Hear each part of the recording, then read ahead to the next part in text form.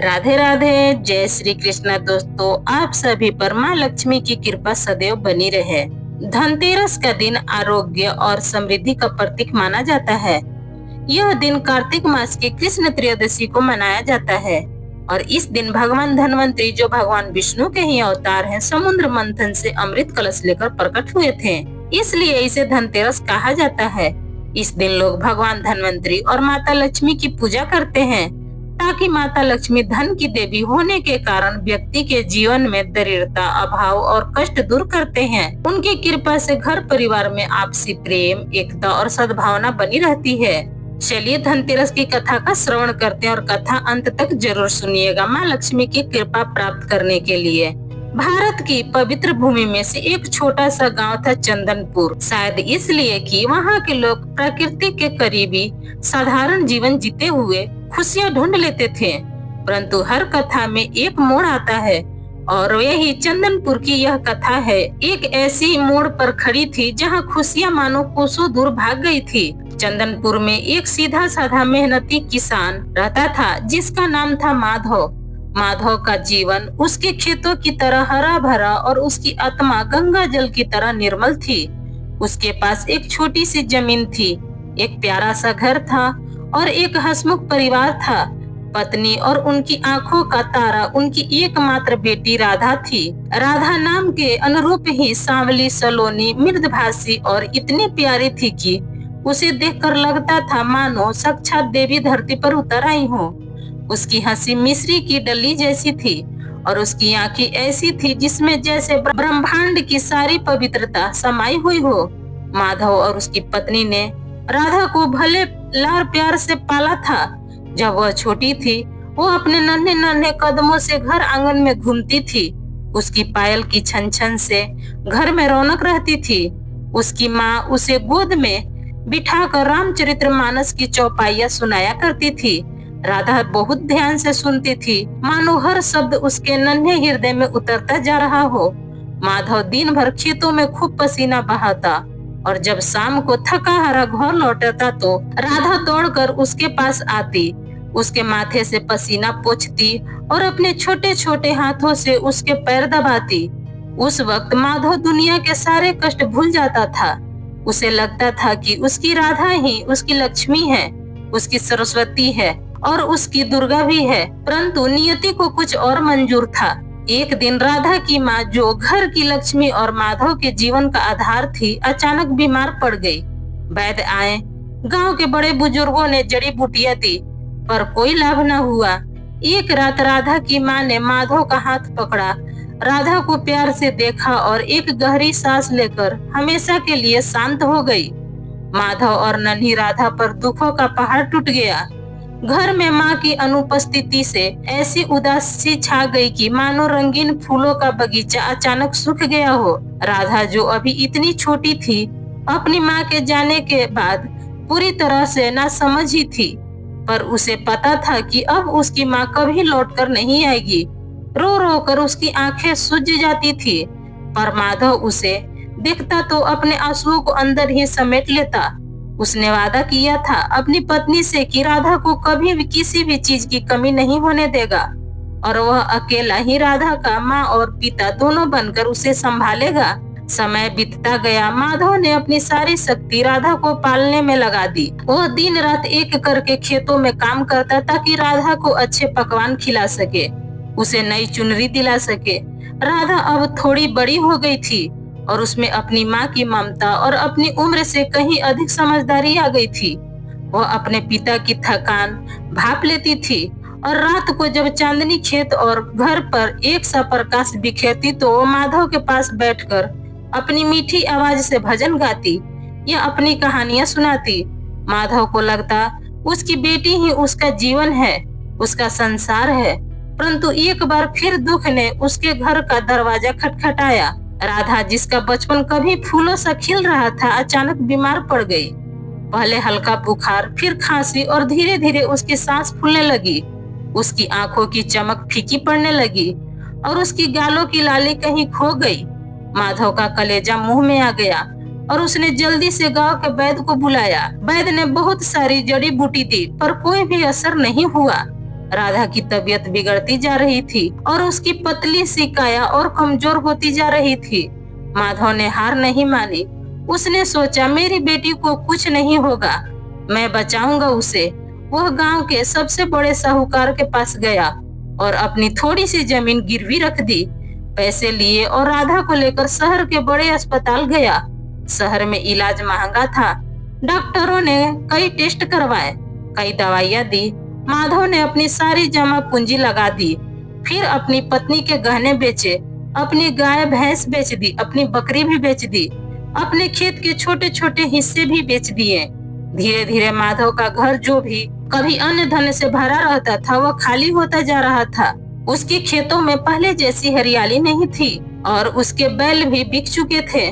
माधव अब बिल्कुल गरीब हो चुका था। उसके पास अब कुछ नहीं बचा सिवाय अपनी राधा के, और उसी राधा की सांसें धीरे धीरे उसका साथ छोड़ती जा रही थी। वह दिन रात ईश्वर से प्रार्थना करता है, हे प्रभु मेरी राधा को बचा लो, मेरा सब कुछ ले लो, पर मेरी बेटी को मुझसे मत छीनो। वह तो मेरी जान है और मेरे जीने की सहारा है। मैं उससे दूर होकर मानो मेरे प्राण ही निकल जाएंगे। उसकी आंखों से हर पल आंसू बहते रहते थे, पर राधा के सामने वो मुस्कुराने की कोशिश करता रहता था। एक दिन राधा बिस्तर पर लेटी थी। उसकी सांसें बहुत तेज से चल रही थी। माधव उसके पास बैठा, उसका हाथ अपने हाथों में लिए सहला रहा था। राधा ने धीरे से अपनी आंखें खोली और एक कमजोर सी मुस्कान के साथ कहा, बाबा। उसकी आवाज इतनी धीमी थी कि माधव को झुक कर सुनना पड़ा। हाँ मेरी बच्ची, क्या हुआ, बोलो। माधव ने उसके माथे पर प्यार से हाथ फेरा। बाबा दिवाली आने वाली है ना? राधा ने मुश्किल से पूछा। माधव का दिल सीने में धस गया। हाँ दिवाली आने वाली है और धनतेरस भी। गांव में लोग अपने घरों को सजा रहे हैं। बाजार से मिठाइयाँ और दीपों की सुगंध फैल रही है, पर उनके घर में तो अब एक दिया जलाने के भी पैसा नहीं थे। हाँ बेटी आने वाली है, बाबा, राधा ने फिर से कहा। उसकी आवाज में एक अजीब सी चमक थी। इस बार धनतेरस पर कुछ न कुछ अवश्य खरीदना, ताकि हमारे घर में भी लक्ष्मी आए। उसकी आंखें जो अक्सर पीड़ा से भरी रहती थी, इस बात पर चमक उठी।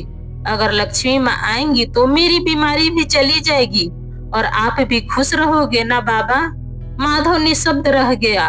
उसकी आंखों में अचानक आंसू भर गए।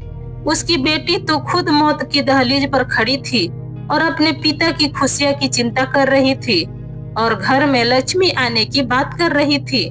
लक्ष्मी उनके घर में तो अब एक दाना भी नहीं था। वह अपनी बेटी को कैसे बताए कि उसके पास अब एक कौड़ी भी नहीं है। उसका हृदय पीड़ा से चित्कार कर उठा। हाँ बेटी, जरूर लाऊंगा, उसने कहा, किसी तरह अपने आंसुओं को रोक कर कहा, पर उसकी आवाज थर थर कर रही थी। धनतेरस का दिन आ गया। गांव भर में रौनक थी। बच्चे नए नए कपड़े पहनकर घूम रहे थे। घरों में दीप जगमगा रहे थे और हर तरफ खुशियां ही खुशियां थी। माधव का घर आज भी अंधेरे और खामोशी में डूबा हुआ था। राधा बिस्तर पर लेटी दरवाजे की तरफ देख रही थी, मानो अपने पिता का इंतजार कर रही हो। माधव का दिल टूट रहा था। उसके पास एक पाई भी नहीं था कि वह सुबह से गांव में घूम रहा था। वह यह सोचकर कि शायद कोई काम मिल जाए, कोई पुरानी चीज बेच सके, पर कुछ नहीं मिला। उसकी आत्मा कड़कड़ा कड़कड़ा के रो रही थी। लक्ष्मी घर में कैसे आएंगी मेरी राधा, जब मेरे पास खुद कुछ नहीं है। शाम ढलने पर सूरज अपनी लालिमा बिखेर कर अस्त हो रहा था। माधव गांव के चौराहे पर उदास बैठा था। तभी उसकी नजर एक छोटी सी मिट्टी की दुकान पर गई, जहां छोटे छोटे दीपक बिक रहे थे। उनकी कीमत इतनी कम थी, शायद कोई गरीब से गरीब भी उन्हें खरीद सके। माधव की जब जेब टटोलते ही उसकी उंगलियों को एक टूटा हुआ सिक्का महसूस हुआ। शायद किसी ने भूल से उसके कुर्ते के जेब में छोड़ दिया था। वह एक सिक्का इतना घिसा हुआ था कि शायद कोई फेरी वाला भी उसे ना लेता। पर माधव की आंखों में एक उम्मीद की किरण जागी। वह भागा भागा उस मिट्टी के वाले दुकान पर पहुंच गया। भाई, यह दिया कितने का है? उसने सबसे छोटा और सबसे साधारण दिया दिखाते हुए पूछा। दिया बेचने वाला एक बुढ़ा व्यक्ति था। उसने माधव की ओर देखा। उसकी आंखों में गहरी उदासी और उसके कपड़ों की फटी हालत देखकर वो समझ गया कि यह व्यक्ति कितनी विपदा में है। बाबूजी, दिए वाले ने कहा, यह मिट्टी का दिया है, इसकी कोई कीमत नहीं है, आप ले जाइए। नहीं नहीं, माधव का स्वाभिमान भले ही गरीबी से टूटा हुआ था पर मरा नहीं था। मैं ऐसे नहीं लूंगा। मेरे पास एक पुराना सिक्का है, क्या इसे लोगे? उसने अपना घिसा हुआ सिक्का दिखाया। बूढ़े ने सिक्का देखा, मुस्कुराया और कहा, ठीक है बाबूजी, आप इसे ले जाइए। माँ लक्ष्मी आपका भला करे। उसकी आंखों में माधव के लिए करुणा थी। माधव ने उस छोटे से दिए को ऐसे पकड़ा जैसे वह कोई अमूल्य रत्न हो। उसका दिल एक अजीब सी खुशियां और दर्द से भर गया। वह भागा भागा घर पहुंचा। उसके घर में अंधेरा था। केवल राधा के बिस्तर के पास एक छोटी सी खिड़की से आती हुई हल्की चांदनी की रोशनी थी। राधा ने जैसे ही दरवाजे पर माधव के कदमों की आहट सुनी, उसकी आंखें चमक उठी। बाबा आ गए, बाबा आ गए। वह मुस्कुराई। उसकी कमजोर आवाज में से उत्सव था। माधव राधा के पास गया। उसके चेहरे पर एक नकली मुस्कान लाने की कोशिश करते हुए बोला, हाँ बेटी, मैं आ गया। उसने अपनी मुट्ठी खोली जिसमें वह छोटा सा मिट्टी का दिया था। देखो राधा, तुम्हारे लिए धनतेरस का तोहफा। राधा की आंखें दिए को देखकर बड़ी हो गई। उसने अपने कांपते हाथों से उस दिए को लिया। वह साधारण मिट्टी का दिया था जिसमें कोई चमक नहीं थी, कोई सजावट नहीं था, पर राधा के लिए वह पूरे संसार का सबसे सुंदर तोहफा था। उसने उसे पलटा, उसे महसूस किया और फिर एक गहरी सांस ली। बाबा, राधा ने कहा। उसकी आवाज में एक अजीब सी शांति थी। यह तो बहुत सुंदर है। अब हमारे घर में भी लक्ष्मी आएंगी ना बाबा? माधव का गला रंध हो गया। वह कुछ कह पाता उससे पहले राधा ने कहा, बाबा, क्या आप इसमें एक दिया जला सकते हैं? माधव ने कभी नहीं सोचा था कि उसके पास तेल या दिए की बाती होगी, पर किस्मत को कुछ और ही मंजूर था। उसकी पत्नी ने कभी देवी देवताओं के लिए एक छोटी सी तेल की कुप्पी और कुछ बातियां छुपा कर रखी थी। माधव ने उसे ढूंढा। एक छोटी सी बाती और कुछ बूंदे तेले की उसने नन्हे नन्हे दिए में डाले। उसने एक माचिस की तीली लगाई और कांपते हाथों से दिए की रोशनी घर में दिखाई। एक छोटी सी लौ जगमगा उठी। उस अंधेरे उदास घर में वह नन्ही लौ ऐसी लगी रही थी जैसे किसी अंधेरे रात में एक छोटा सा तारा चमक रहा हो। राधा की आंखों में वह लौ प्रतिबिंब हुई और उसके चेहरे पर एक अद्भुत शांति और खुशी छा गई। उसने दिए को अपने तकिए के पास रखा। अब मेरे घर में भी रोशनी है, राधा ने मुस्कुराते हुए कहा। उसकी मुस्कान इतनी पवित्र और निश्चल थी कि माधव की आत्मा तक छू गई। लक्ष्मी आएंगी न बाबा? हाँ मेरी बच्ची, माधव ने रोते हुए कहा। लक्ष्मी आएंगी। मेरी राधा ही मेरी लक्ष्मी है। राधा ने दिए की लौ को निहार कर उसका चेहरा उस नन्ही सी रोशनी में दमक रहा था। उसकी आंखें धीरे धीरे बंद होने लगी। उसकी सांसें और धीमी हो गई और एक अंतिम गहरी सांस लेकर राधा ने हमेशा के लिए अपनी आंखें मूंद ली। दीपक धीरे धीरे जलता रहा। उसकी लौ कांपती रही। राधा का कोमल शरीर वही शांत पड़ा था। उसके चेहरे पर वही अलौकिक मुस्कान थी जैसे उसने अपने जीवन का सबसे बड़ा सुख पा लिया हो। माधव का दिल चीख उठा। वह जानता था कि यह दिन आएगा, पर वह इस पल के लिए कभी तैयार नहीं था। उसकी राधा, उसकी प्यारी राधा उसे छोड़कर चली गई। वह उस छोटे से दिए की लौ को देखता रहा जो धीरे धीरे कम होती जा रही थी, मानो राधा की जीवन ज्योति उसी के साथ विदा ले रही हो। और अंततः वह दीपक जलते जलते शांत हो गया। माधव उस रात अपनी बेटी के पास बैठा रहा। पूरी रात उसने राधा के सिरहाने पर बैठकर बिताई। अपनी आंसुओं में लिपटा हुआ उसके जीवन का सब कुछ चला गया था। उसकी लक्ष्मी चली गई थी। वह सुबह हुई पर उसके लिए कोई रोशनी नहीं लाई। गांव में सब जागे, पर माधव के लिए तो मानो दुनिया थम गई थी। उसने अपनी लाडली बेटी का अंतिम संस्कार किया और उसके बाद वह टूटा हुआ, हारा हुआ व्यक्ति बनकर अपने घर लौट आया। अगले दिन माधव को अपने टूटे हुए मन से खेतों में जाना पड़ा। उसके खेत अब बहुत छोटे रह गए थे और उनमें फसल भी बहुत कम होती थी, पर उसे अपनी बेटी की यादों से थोड़ी शांति मिल सकती थी।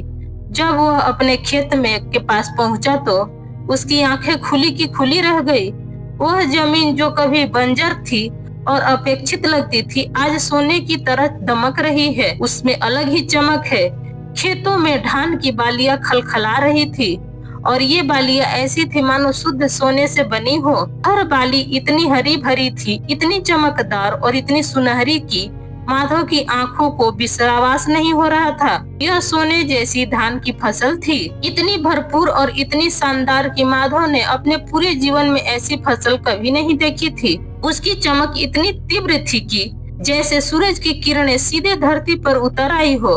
हर किरण में एक दिव्य आभा थी, हर कण में एक दिव्य आभा थी। माधव ने झुककर एक बाली को छुआ। वो असली सोना नहीं था, पर उसकी चमक सोने से कम नहीं थी। और जब उसने उसे तोड़ा तो उसमें से निकले धान के दाने मोती की तरह सफेद और चमकदार थे, जिनमें एक अनोखी सुगंध थी। यह कोई साधारण फसल नहीं थी, यह साक्षात चमत्कार था। गांव के लोग जब खेतों की तरफ गए तो वे भी यह सब नजारा देखकर चौंक रहे थे। यह क्या है? माधव के खेत में सोने की फसल, यह तो अद्भुत है। यह कैसे हो गया? रातों रात हर तरफ कानाफूसी होने लगी। लोगों माधव के पास आकर पूछा, माधव यह सब कैसे हुआ? ऐसी फसल तो हमने कभी नहीं देखी है पूरे जीवन में। माधव की आंखों में आंसू थे, पर इस बार वे दुख के नहीं बल्कि एक अजीब सी शांति थी। उसने अपने मन में सोचा, मेरी राधा, मेरी बिटिया, वो ही मेरी लक्ष्मी थी। उसने लोगों को अपनी राधा की बात बताई, धनतेरस पर दिया खरीदने की उसकी इच्छा बताई और कैसे उस छोटे से दिए की लौ में ही राधा ने अपनी अंतिम सांस ली। गांव के लोगों ने माधव की बात सुनी और सब शांत हो गए।